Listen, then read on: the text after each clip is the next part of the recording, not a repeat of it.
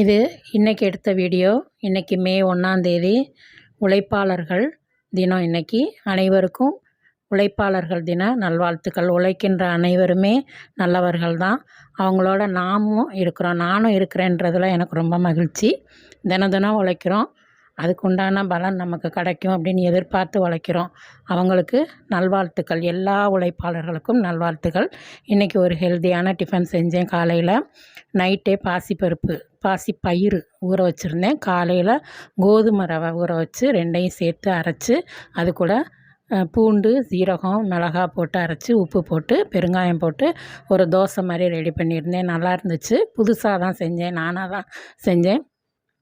அது சாப்பிட்றதுக்கு நல்லா இருந்துச்சு, முறுமுறுன்னு வந்துச்சு, சாஃப்டாகவும் வந்துச்சு. சாப்பிடும்போது நல்லா இருந்துச்சு.